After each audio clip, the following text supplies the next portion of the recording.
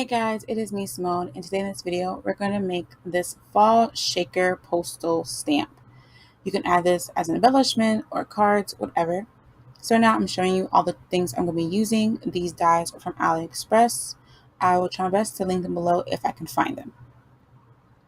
So I have those dies. I'm going to use some paper from Joann's and some foam, a hot glue gun, gold paper. I'm not using that one, I'm using a different one, but I just wanted something to show you. And colored cardstock and a Stella pen. And then some tulle. You can use whatever. The first project I showed you, I used the white tulle, but this one I'm going to use that leaf tulle. I think it's really pretty. And of course, you can't have a shaker without sequins. So I'll link everything below, and that's just a little glitter pen I got from eBay, I think. Can't say my words right. So right now I'm showing you what I did. I cut out the base first, and I went back with my rectangle die and cut out the center so I can hide the foam and seal it up and put the tulle on top. Then I'm showing you I cut out the wreath die in about 4 different colors of cardstock: a yellow, a dark green, a light green, and an orange, for the fall colors. And then I used the leaf die that comes with the wreath die to cut out some gold leaves to add to the wreath, pumpkins, and then I'm actually going to use a alcohol marker to color the stem instead of having to cut them out in brown paper, which I didn't have. So now I'm going to arrange the wreath on here. I'm using my hot glue gun, and I'm only gluing down the big leaf portion, so most of it is not adhered. It just, minimizes the chance of me burning myself, and it helped it look fuller.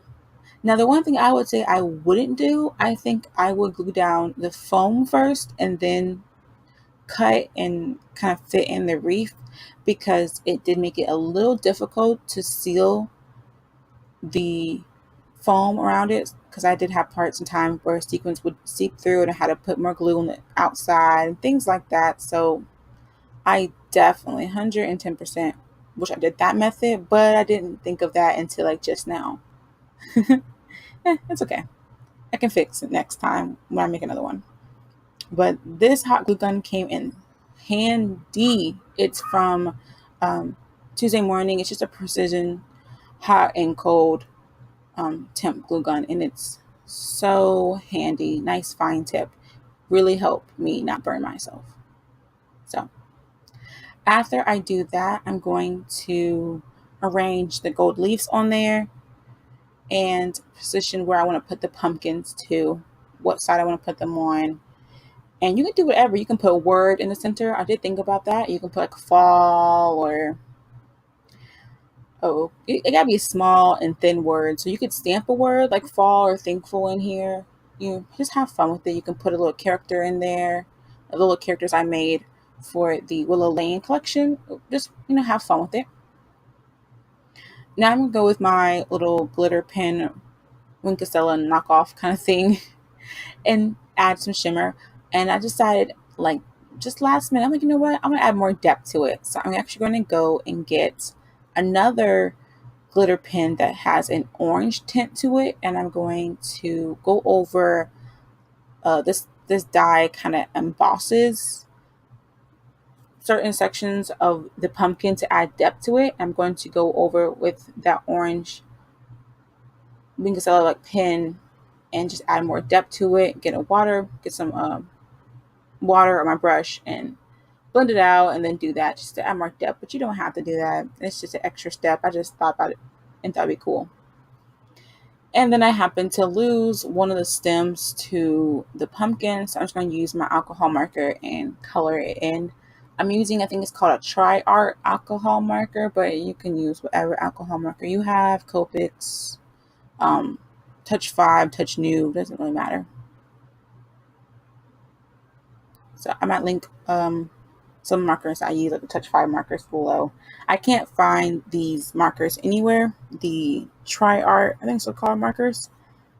The last place I bought them was Carpe Diem markers, and they are no longer available. So it really made me sad because they're really nice markers, have a great brush tip. It's amazing. So I'm very sad about that, but that's okay. All right, so I'm going to put them on. I'm going to pop one of those pumpkins up on a pop dot and start to add the foam to the outside and get this right. Actually, right now I'm working on the Tim Holtz media mat, like silicone portion of the mat that comes with it. You can get refills for it. So I was just curious to see what it was like, and I found it on Amazon for like $4 or something. Not a bad price point, so I ended up getting it. It's not bad. It does remind me of something I have in my room, to be honest with you, but I do think it's a nice mat, and it's helped me keep myself in frame. So for me to end up doing this correctly, if you're going to do the method that I did and add the wreaths first, you are better off doing a very small section at a time, pushing down really hard. Make sure you have a secure like bond and seal, and make sure nothing's like lumpy looking, things like that. So go slow, take your time, because you don't want to mess this up by going too fast and end up having your sequence kind of spill out. So take your time, do it slow. I initially was only going to do one piece of foam, but since I did pop up the pumpkins and then the wreath is pretty dimensional too, I needed to use two, but you can use like 3 or 4. Have more space for sequence. I mean, just go crazy with it. It's very fun.